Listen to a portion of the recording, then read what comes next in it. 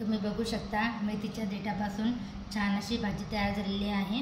खूप छान टेस्टी आणि पौष्टिकही भाजी असते। स्वागत आहे तुमचं विशालदीप किचन यूट्यूब चॅनलवरती।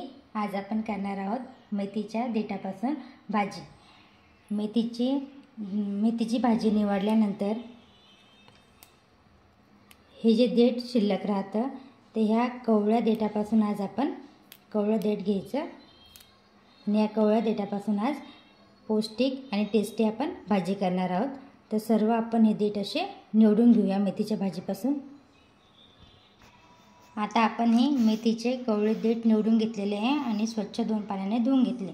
तर आपल्याला भाजीसाठी लागणारे कवळे मेथीचे देठ, मिरची, खोबरं, लसूण, शेंगदाणे, कोथिंबीर आणि 2 तास भिजवलेली तुरीची डाळ।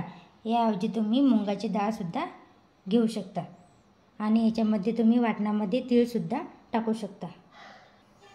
वाटण काढण्यासाठी तवा गॅसवर गरम करण्यासाठी ठेवलेला आहे आणि आता आपण शेंगदाणे भाजून घेऊ।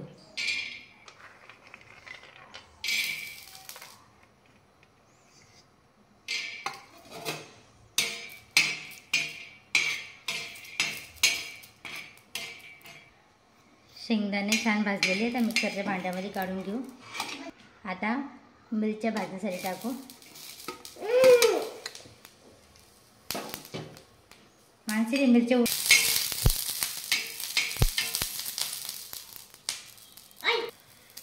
छान भाजून घेतलेल्या आहे। मिरच्या सुद्धा मिक्सरच्या भांड्यामध्ये काढून घेऊ।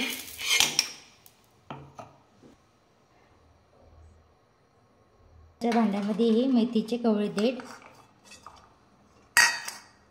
लसूण, खोबरं,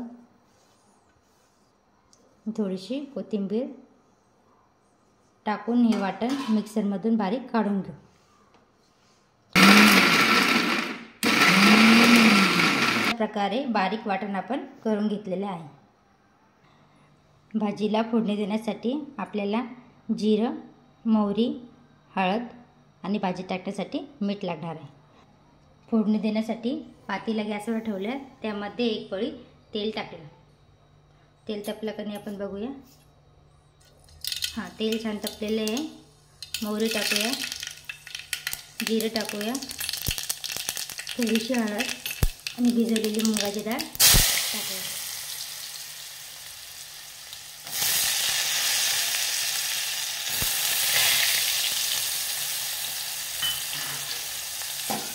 मुगाची डाळ समजून आहे ना।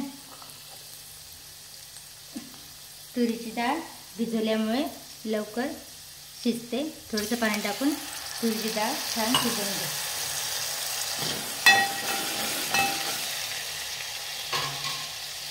पण ठेवून डाळ छान 2 मिनिटं शिजवून घ्या।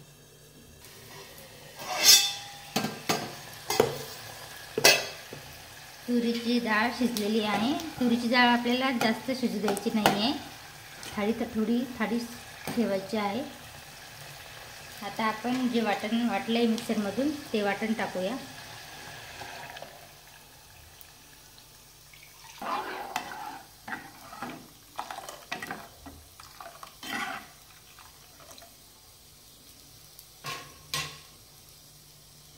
चवीनुसार मीठ टाकूया,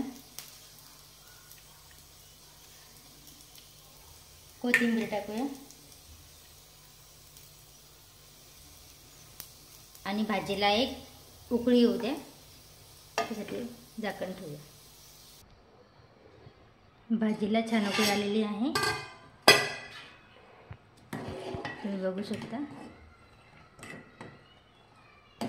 आता आपण भाजी प्लेटमध्ये काढूया।